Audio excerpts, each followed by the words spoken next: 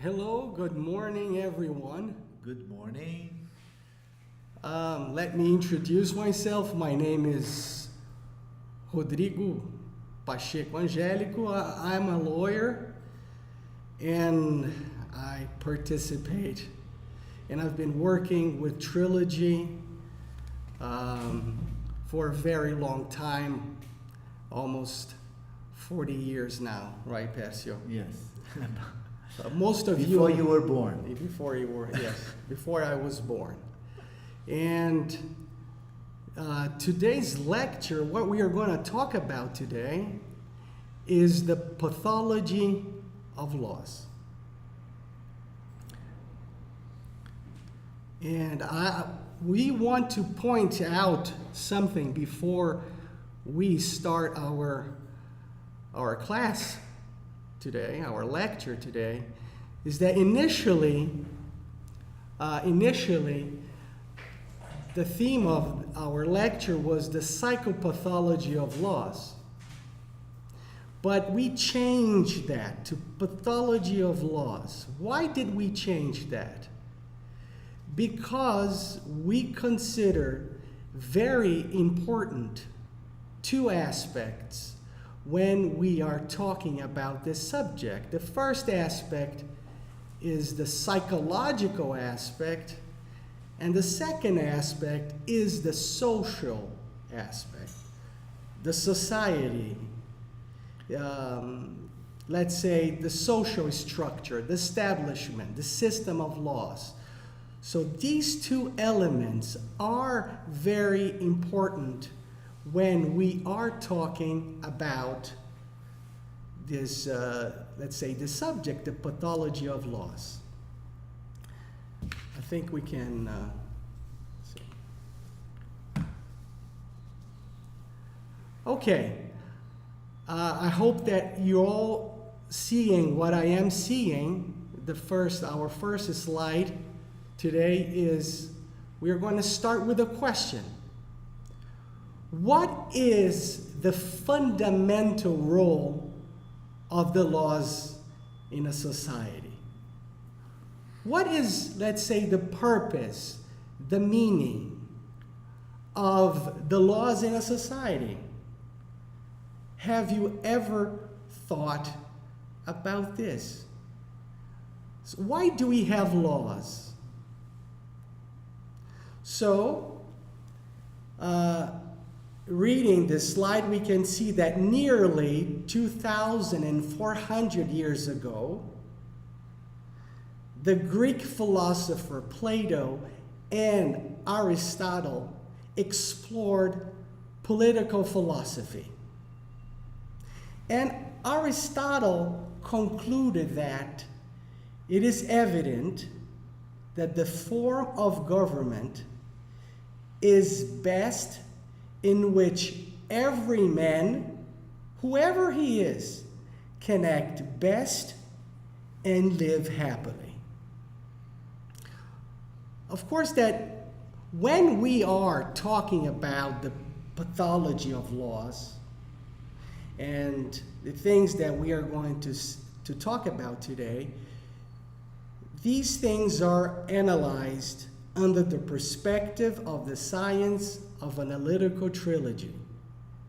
So we must take in consideration these, let's say, these important aspects of a trilogical, integral perspective of seeing things, right? Go ahead. No, I'd like just to point out that for lawyers, everybody understands, but for people that are not linked to law, we think, what is a law? Why do we have laws? Why does a society have laws? The law is like the father and the mother, the parents. The child cannot do whatever he wants. An educator has to say, has to show, has to help the child to grow in a normal way. The laws, they act like the parents in a society. If you don't have laws, people will do everything, all the things, right or wrong, it doesn't matter, and nobody will tell them what they have to do, what is the right thing to do. Even though they have this internally, they know internally what is right to do, they don't follow this. And Rodrigo is going to explain the question of inversion. But anyway, Yes. if we don't have this, the laws to correct and to put people in the right track in society, so we are not, it's going to be an anarchy. And a society cannot be anarchical. So it has to have rules for you to follow. But the rules, they have to be right. Because if the rules are wrong, you're going to do everything wrong. So the society will be anarchical anyway. Yeah. So just to go back to that slide, I want to say something very important here, as Aristotle pointed out.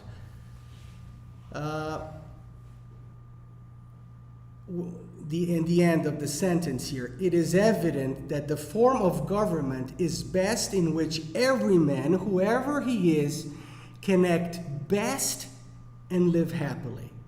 Look at these two interesting aspects. Connect best and live happily. So when is it that the human being act best? Or when is it that the human being can live happily? So this is very interesting, this aspect of these natural principles, these natural laws of action, of living happily.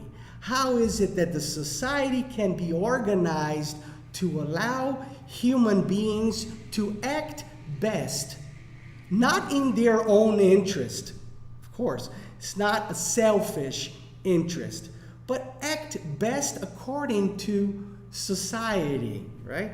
To act best according to his own essence, according to what is correct, and live happily, because you can only live happily if your actions are accordingly to your essence, or what we call the universals.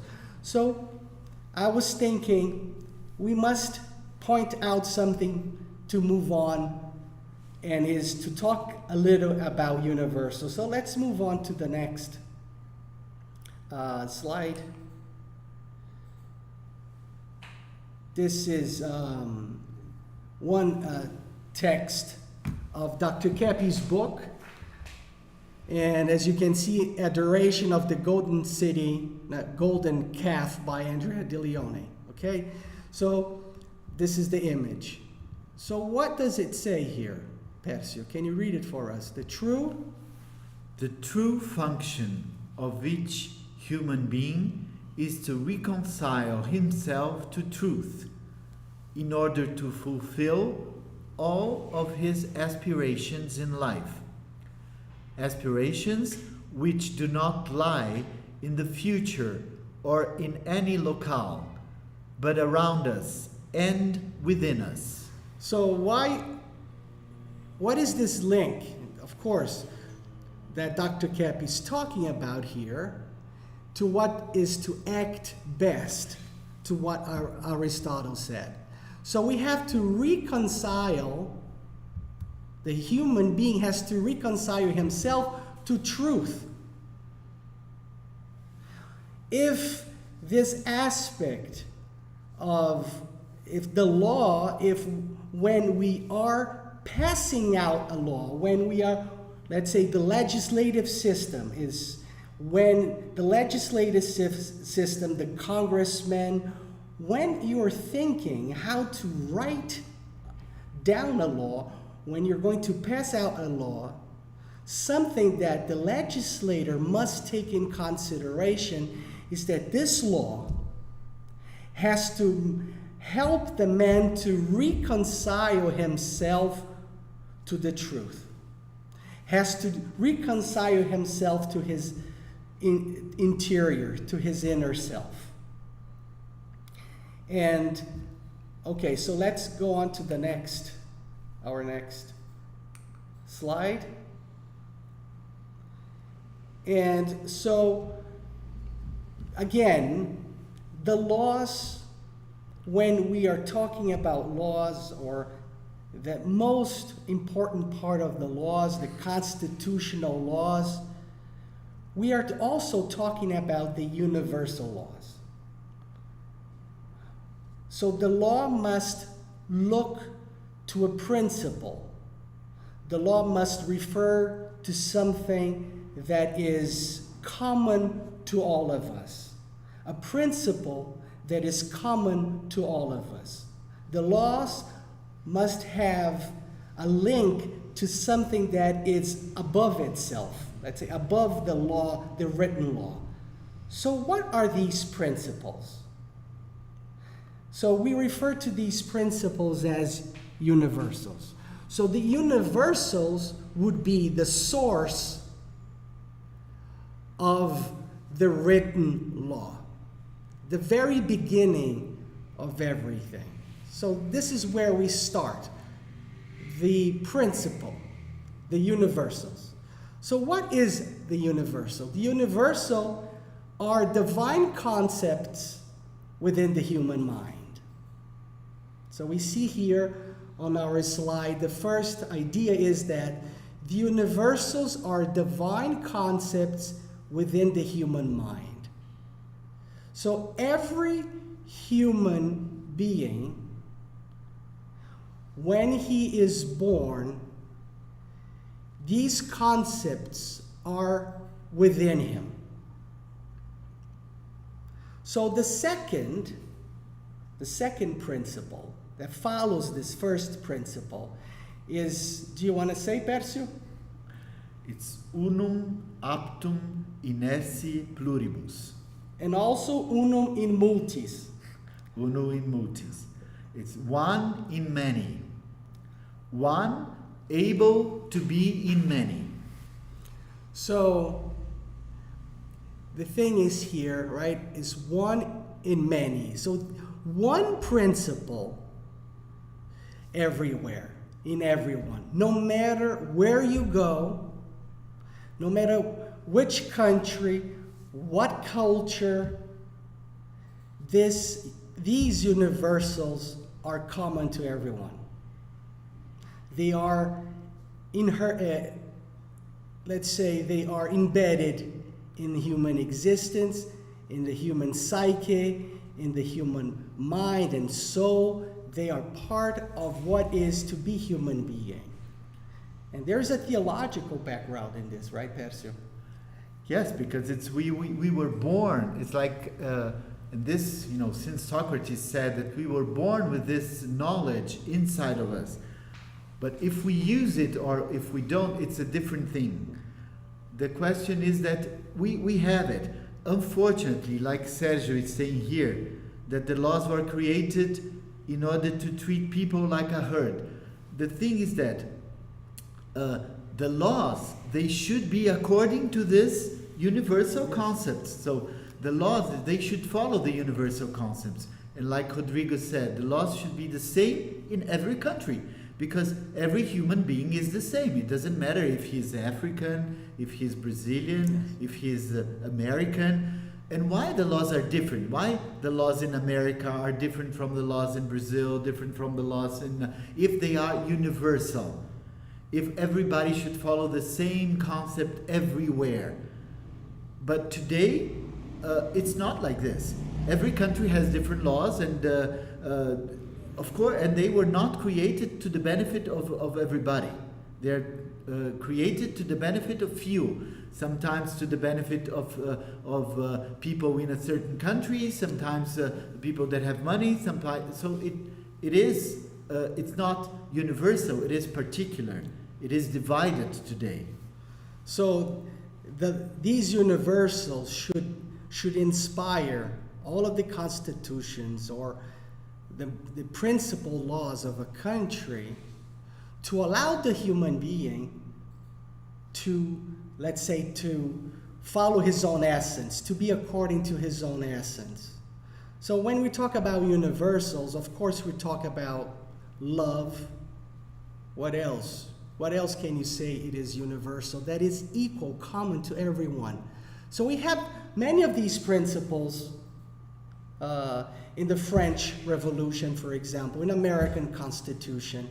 So we have freedom, we have equality, we have,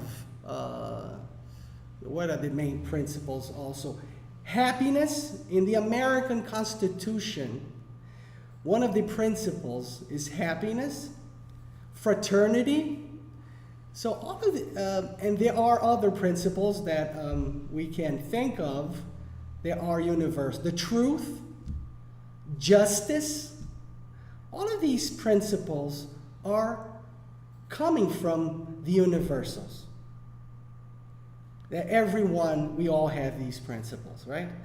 Well, the 10 Commandments already, they are mostly the principles. Yes. Of course, not all, but I mean, most of the principles are there. Yeah, and as you can notice, these principles, universal principles, most of them are things that we have to do. A positive action indicates a good thing. It's not necessarily what you can't do, but what you must do in a good way.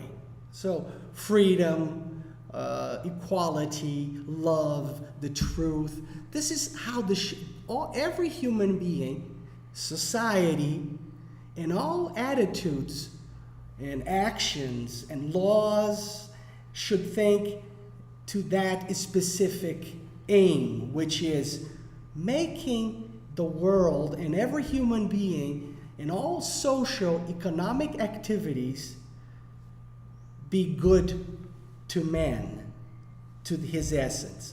So let's move on to the other slide. And now that we know that the laws should be able to set these regulations so that society is equal, that society has all of these good possibilities, good regulations, so that the human being can manifest himself the best way possible. But what is really happening? Right? So when we think of how it should be and how it is, what is really happening? The pathology of laws and pathology of power, right? We must enter in this specifics now when we are talking about pathology.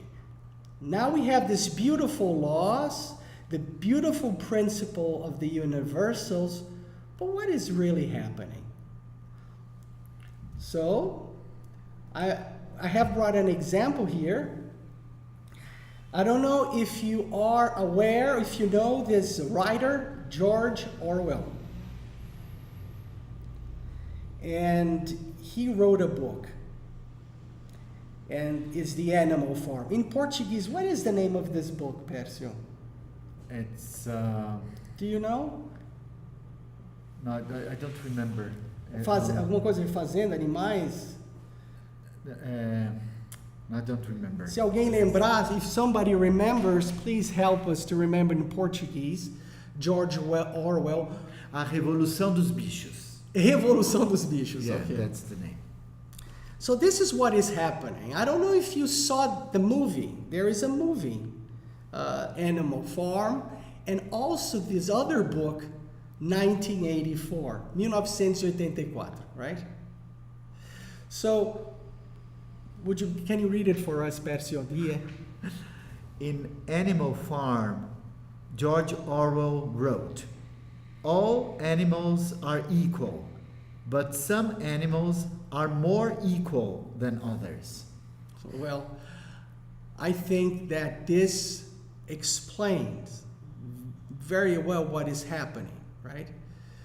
The way things have been distorted, the way things have changed. So,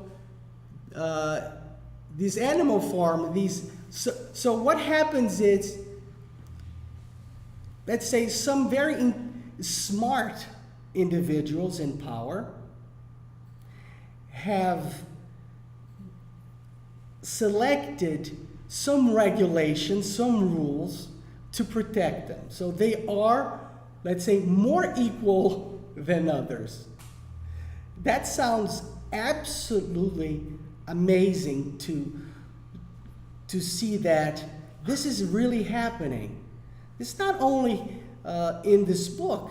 So I'm going to show you one example that happens in many countries, but especially here in Brazil, of what George Orwell referred to, right? This quotation, this quote of all animals are equal, but some animals are more equal than others. So, changing the slide, what we can see. Are you aware of foro privilegiado, which is privileged justice? And this is something that is here in Brazil. It's a big mess because foro privilegiado, privileged justice, in my opinion, and many of my friends, lawyers, and all the people that work, and judges, many judges believe the same thing, that this principle of foro privilegiado is actually unconstitutional.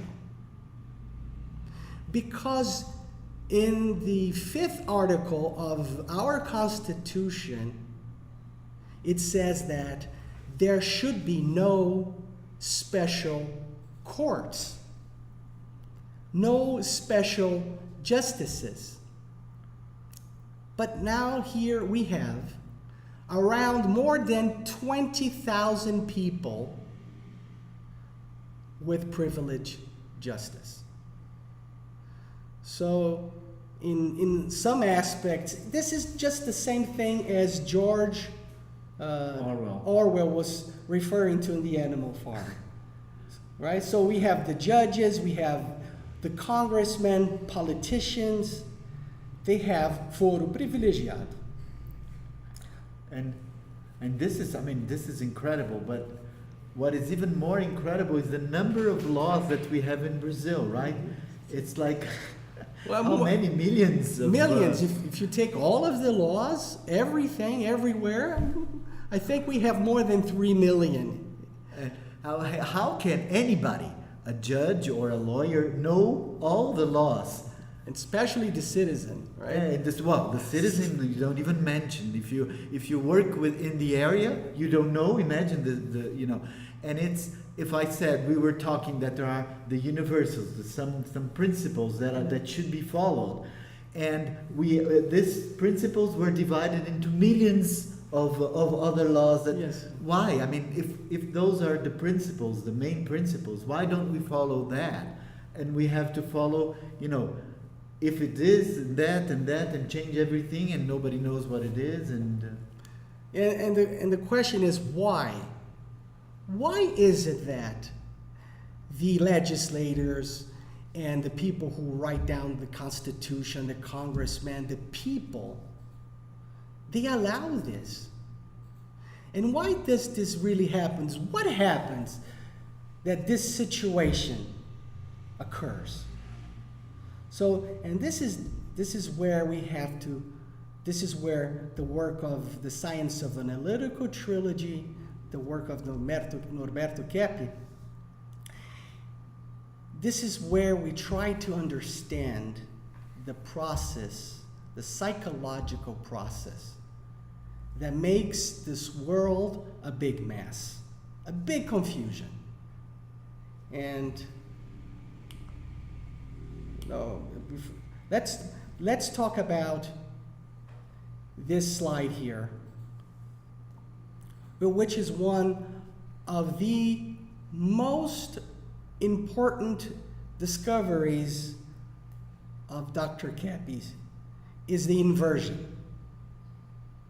So let's read this. Would you help us read this, Pérsio, please? Yes. So Dr. Keppe is one of the few scientists who sees the cause of man's problems originating from the individual's inner psychological life, and which is mostly the result of his psychological inversion. In this view, man sees in good as a threat, and in evil as something good for him. Yes, so the inversion, as Dr. Keppe explains, is also, unfortunately, a universal aspect. Every human being is inverted. And as Sigmund Freud said that every human being is neurotic, Dr. Keppe says that every human being is inverted. It's not if I am inverted or if he is inverted or whoever is, if he is or not inverted. It's how much. What is the degree of your inversion? If you are very much inverted or if you are less inverted. That's the big question, is that we all have this inversion. And it's interesting, it is not only us as individuals, that's why you said pathology of loss, Yes. but also all the institutions. I mean, all the institutions are inverted, the values are inverted, the service is inverted, everything. But we are inverted because we see in something good as something bad, and in something bad as something good. So I have pointed out some examples that I think that all of you can relate to. One of them is love. Love is something good, isn't it? But if you really go and you start reading books and talking to people, literature, arts, philosophy, don't they say that love is weakness? Like if you love, you suffer. Like if you love, you have a heavy burden to carry in your life. That you have to submit to someone. Like you're a hostage of love as something bad, right? So in relationships, in couples, oh, I love you, so this is why I suffer.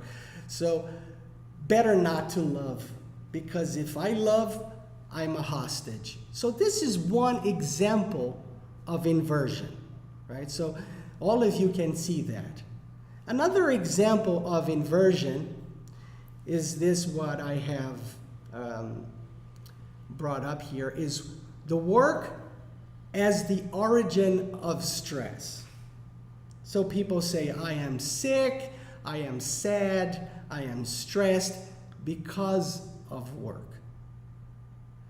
So, and when you think of work, the work itself, the work is the only way that the human being can accomplish anything. The accomplishment, the happiness, or everything we see in civilization is a result of work. So work is not the source of stress, is the source of all goodness and happiness that we can actually do to other people in civilization.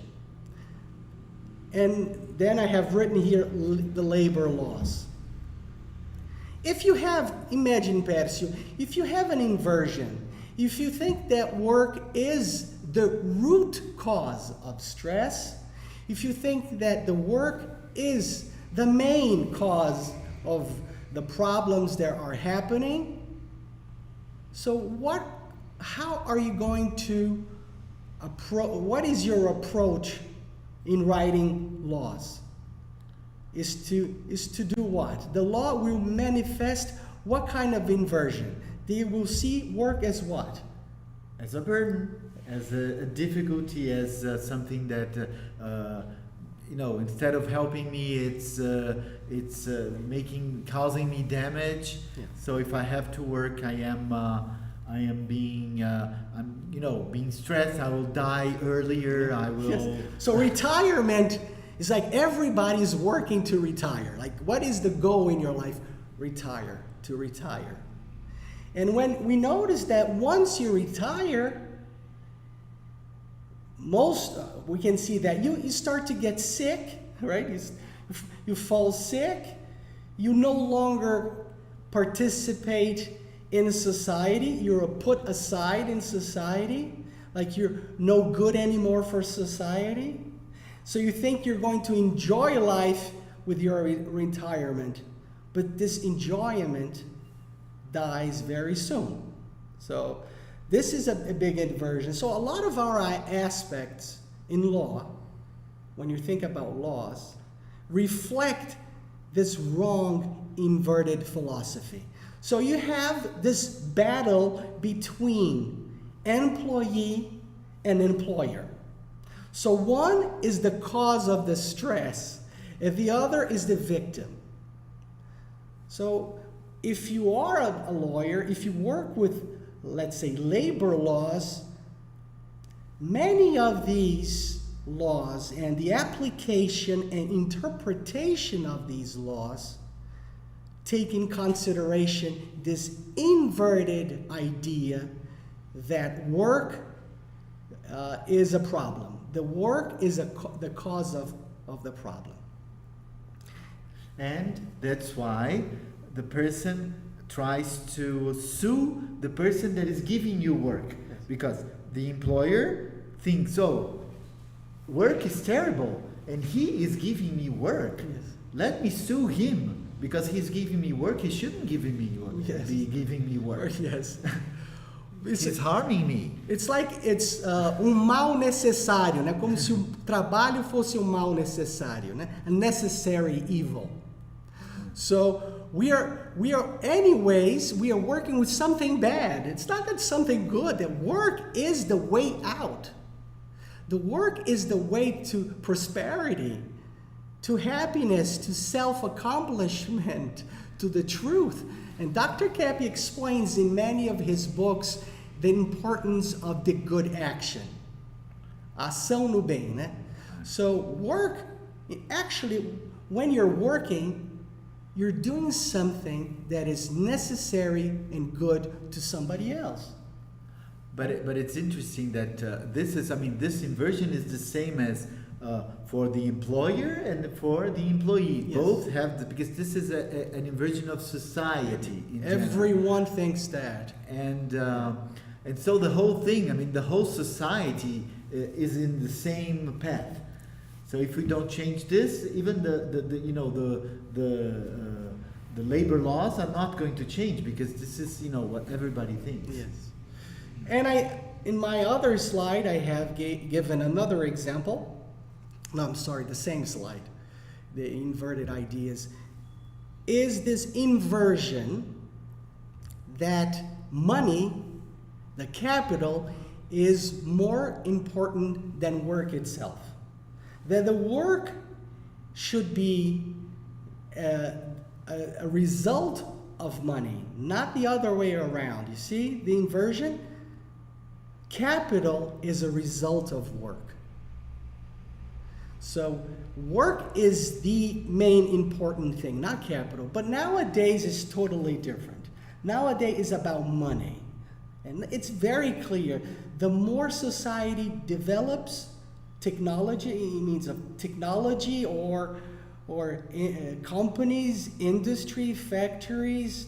So the more we go on with these inverted ideas, the more we think that capital is important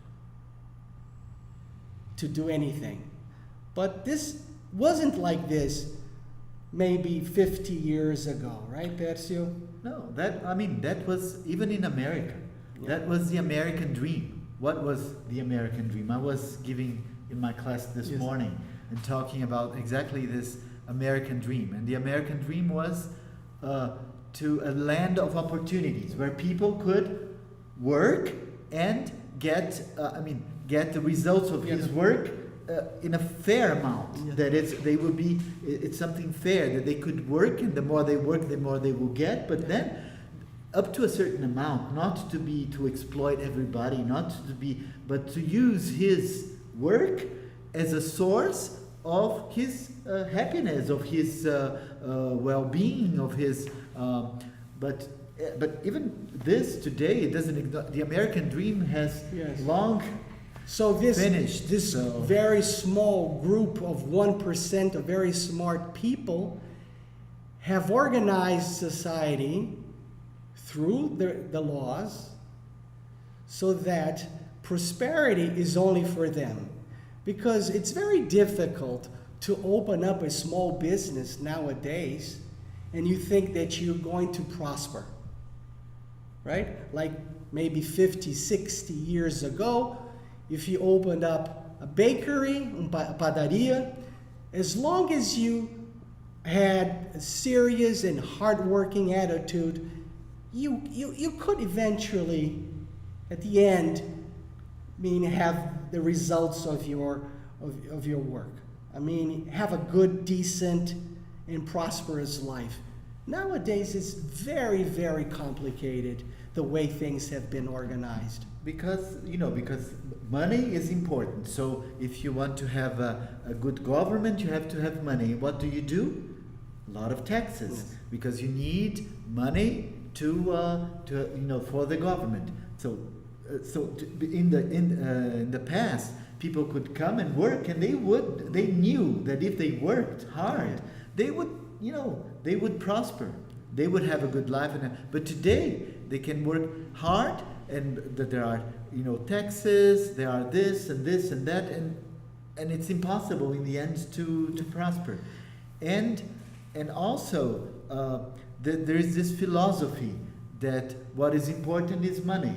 So even people that work, they don't work for the work. For example, before you set up a bakery, like you said, what did you want to do? You wanted to make bread the best possible for a good price, for people to be happy to eat it, and today, no, what can I do in order to make a smaller bread and charge the most amount? And so money is important, not the work in itself. And this, what I wanted to say also something that if you are inverted, not if, we are all inverted, but in this line of inversion, if you think that love and goodness is a problem, if you think that love is trouble, you start to develop a paranoia. You start to see work, you start to see love and relationship, you start to see the other human being in a very paranoid way, right? Because the laws also reflect this. Everything that we do, if we see the other one, if we see our neighbor, our fellow man, as the cause of our problem, because he's good, he should be good, the love, so we start to do everything totally the other way around. We see the other as a problem. And this is why, for example, we are all locked up, right? This quarantine. This is just an example, because we think that everyone is a menace. Everyone is a problem. So work is a problem. So love is a problem. And prosperity is a problem because of the inversion. So we get things all mixed up. And what is the result? Is this society, everybody getting sick? It's difficult, everyone having tremendous amount of problems in working and developing because the laws, they don't allow us. So we have to fight, we have to grow, we have to develop, apesar das leis. So Despite the laws. Yeah. We have to do all of this apesar das leis. It's not that the laws are helping us to achieve what we are supposed to be and what we are supposed to do. We are doing all of this apesar das leis, despite the laws. They are not in our favor. Most of them are there to control our actions, to control everything that we are going to do.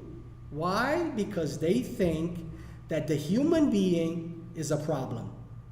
The human being should be controlled so that this 1% of people in power, they can prosper, they can control, right? So how much time do we have left? Okay. Quarter. I wanted to show you something if you are also interested. This slide here that we have is very interesting. I don't know if you know about Edward Bernays. It's the previous, o anterior àquele. Edward Bernays, he's the nephew of Sigmund Freud. He is the father of propaganda. Pérsio, would you please read it for us? Sure. Because this is very interesting. The conscious and intelligent manipulation of the organized habits and opinions of the masses is an important element in democratic society. Those who manipulate this unseen mechanism of society constitute an invisible government, which is the true ruling power of our country. We are governed, our minds are modeled, our tastes formed, our ideas suggested, largely by men we have never heard of. This is a logical result of the way in which our democratic society is organized. Vast numbers of human beings must cooperate in this manner if they are to live together as a smoothly functioning society. Okay, this was written in 1928. This is written. So, society has been organized. Listen, people, the people who are watching us, there is this kind of philosophy that Edward Bernays has pointed out, and he is the one of these thinkers, and he created this mechanism to manipulate people. But this manipulation is done in many different ways, like the media, information, but mainly also by the laws. The law have been created, elaborated to create this environment to manipulate people. And this is not like a conspiracy theory. This is not like, oh my God, this doesn't exist. You are over-exaggerating. This is reality. And in this book of Edward Bernays, he explains very clearly how to manipulate people. So we are all manipulated because we are inverted, because we believe that everything that is good, beautiful, and true, in fact, is bad for us. So we allow all of these powerful people to do what they're doing because many people still believe they have good intentions behind this. But they don't. That's the point. So it's very difficult for us to conscientize this. I know it's hard to come to this conclusion, to conscientize this, but seeing is very important because if we conscientize this, if we realize this, is the only way for us not to be so manipulated, right? And the truth frees us. Yeah. So we have to to know, and also we are. It's interesting to see if there are lawyers here, people here that we want to try to make a group of people interested in order to try to point out the mistakes to see what could be the solutions, because the solution is the truth. If people understand what is happening, they can find out possibilities to change it. What we try to do is to create the right tools and the right mechanisms here in Analytical Trilogy. In the work that we do here, we try to conscientize people, but also we try to bring solutions and try to create mechanisms how to understand this process, how to distinguish, and be able to analyze things in the best way possible to allow the human being to go back to its essence, to reach out, to make this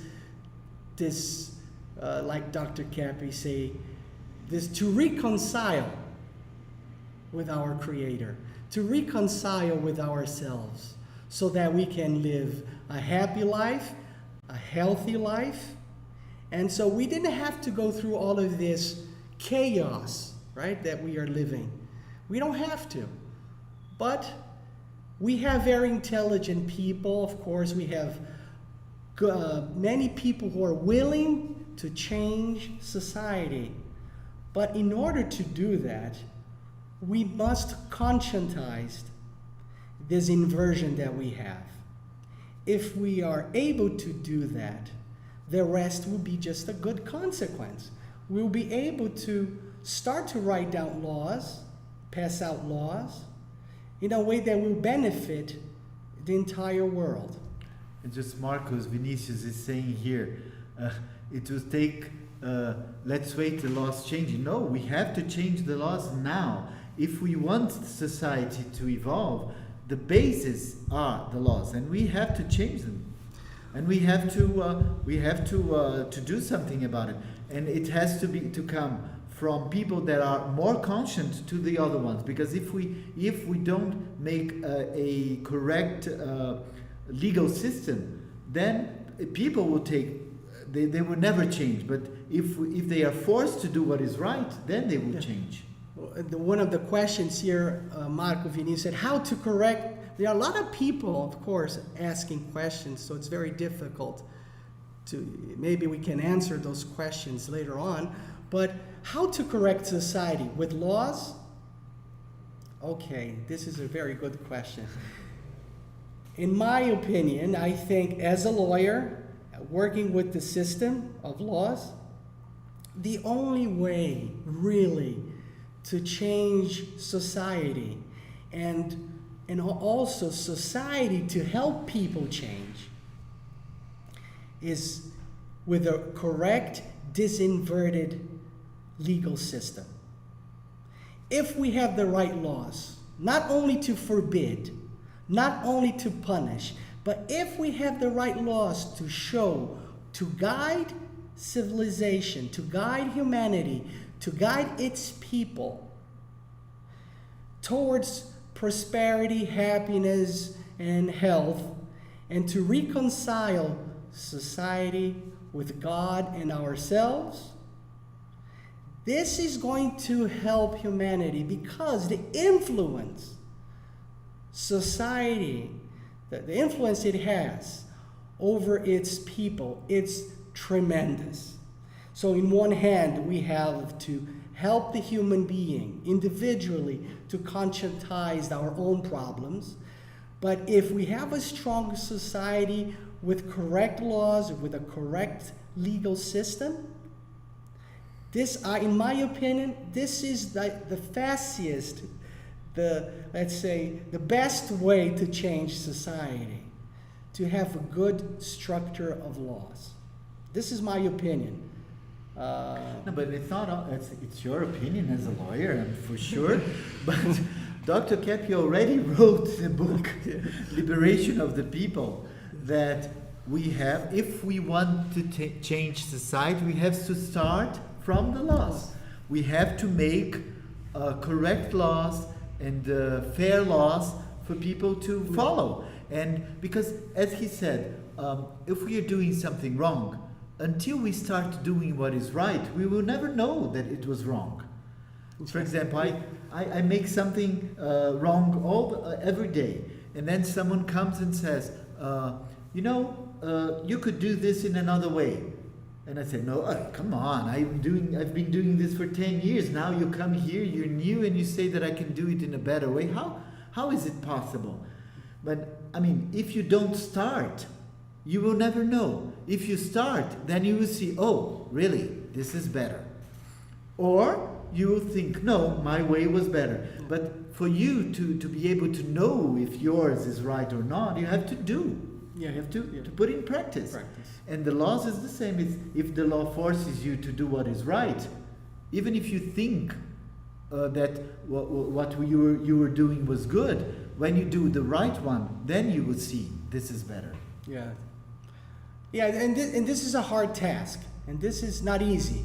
It's easier said than done. But this is the only way, right? There is no other way in a civil, peaceful manner to change society, if not by its laws. Of course, the politicians, they don't want to change anything. Or the legislature, because they're all wanting to keep their circle of power, because the human beings, they won't want to let go of their idea of power. But this is where the inversion comes in. Why do these people, they don't want to change? Because they believe they are actually choosing, let's say, the better path. Or they are having, I'm doing this because I'm protecting myself. They are not doing this because they really believe they are doing something evil. They believe they are being smart, they believe they are being correct, or protecting their interests. But the thing is, they have to perceive their inversion. That doing this they have terrible consequences for themselves and society. I know it's difficult, but this is a process, right? It's a process, and we are involved, and we are, even though we think, they will never change, etc., but we have the power. We are the people. We vote on them. They're there, and we vote. If they don't do what is right, then we have to change them. But this is a process with the people and them. It's like it's together. We have to do it. We've got the power to do it. Maybe it's gonna take, 10 years, 20 years. I don't know how long, but we can do it. I just wanted to say that what we are talking about here is just an open talk, and to try to convey this message of the need to change the laws and to understand the pathology of the laws. In order to change anything, we have to conscientize our inversion really before doing and writing these laws.